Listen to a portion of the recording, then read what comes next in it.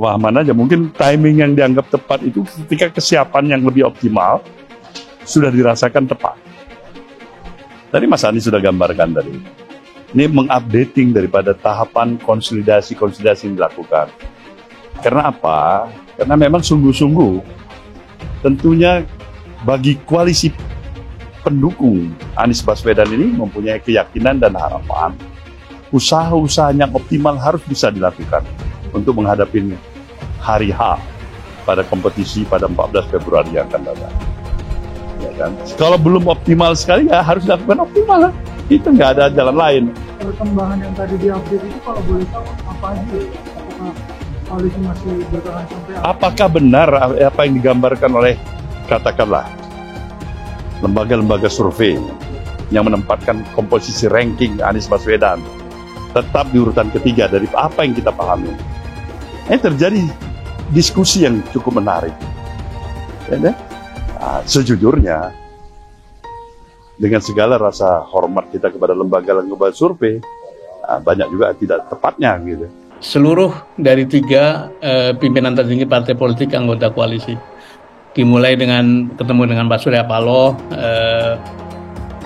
sebagai Ketua Umum Nasdem, tapi juga beliau sekaligus Ketua Dewan Pertimbangan Partai Nasdem. Kemudian diikuti besoknya dengan Ketua Majelis Tinggi Partai Demokrat, Pak SBY.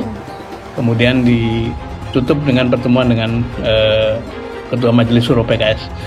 Dan memang misinya ya tidak lain adalah memberi update, menyamakan persepsi terhadap situasi, sekaligus memohon arahan, bimbingan dari para petinggi partai. Karena bagaimanapun Pak Anies adalah orang yang diberi amanat untuk menjadi bakal calon presiden oleh ketiga partai itu.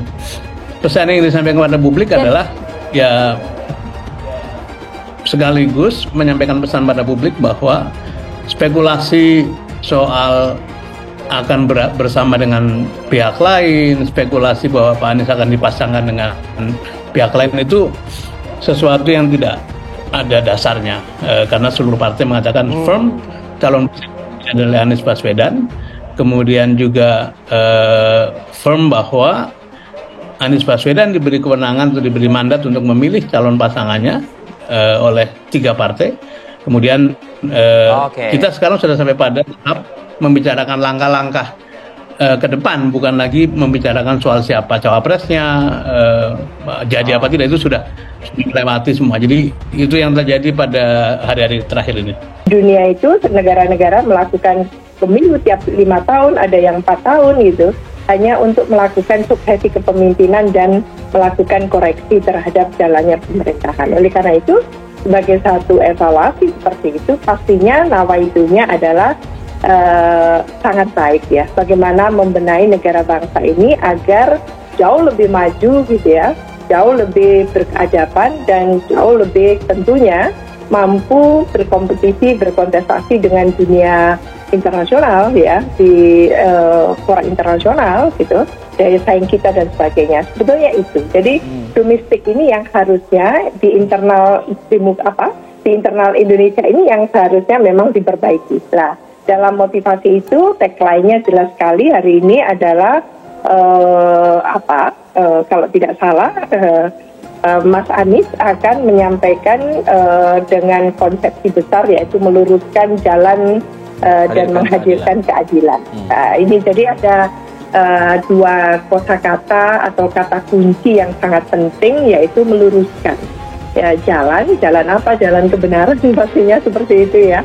Dan bagaimana menghadirkan keadilan. Kalau namanya itu kan seperti Pak Anies katakan pada waktunya akan diumumkan, tapi prosesnya sudah berlangsung lama kan. Dari mulai nyusun kriteria, kemudian memilih nama-nama, namanya muncul dari mulai 5 nama, 3 nama, sampai akhirnya kan beliau mengatakan sudah di kantong. Nah, kalau namanya sudah di kantong jangan ditip-tip, nanti kualat. Jadi biarkan itu menjadi domain Pak Anies, dan insya Allah pada waktu hari yang baik akan diumumkan kepada publik.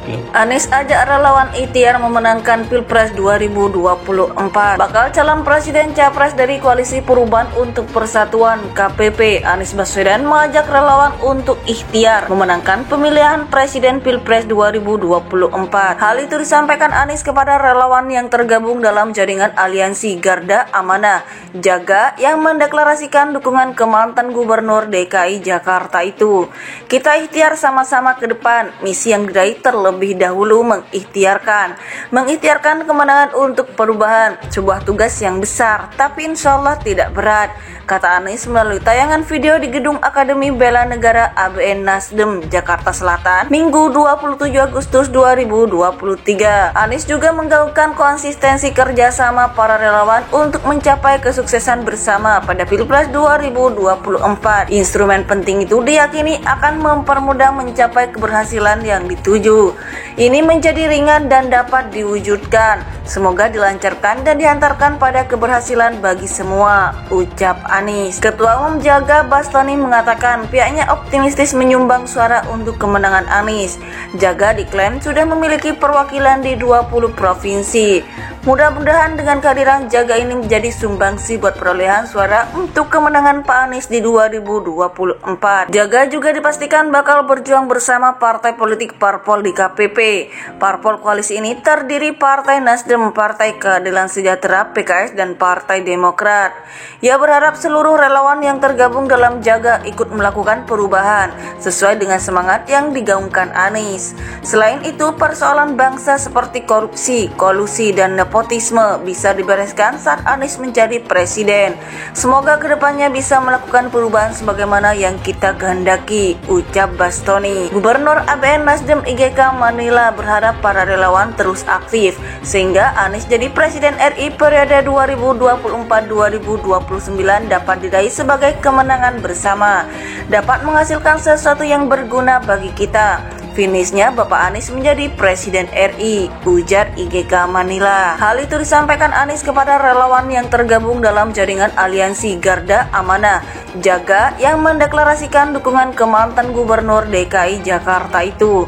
Kita ikhtiar sama-sama ke depan, misi yang diraih terlebih dahulu mengikhtiarkan kemenangan untuk perubahan, sebuah tugas yang besar, tapi insya Allah tidak berat, kata Anies melalui tayangan video di Gedung Akademi Bela Negara ABN Nasdem, Jakarta Selatan. Ketua Umum Jaga Bastoni mengatakan pihaknya optimistis menyumbang suara untuk kemenangan Anies. Jaga diklaim sudah memiliki perwakilan di 20 provinsi. Mudah-mudahan dengan kehadiran Jaga ini menjadi sumbangsi buat perolehan suara untuk kemenangan Pak Anies di 2024. Gubernur ABN Nasdem IGK Manila berharap para relawan terus aktif sehingga Anies jadi presiden RI periode 2024-2029 dapat diraih sebagai kemenangan bersama, dapat menghasilkan sesuatu yang berguna bagi kita. Finishnya Bapak Anies menjadi presiden RI, ujar IGK Manila.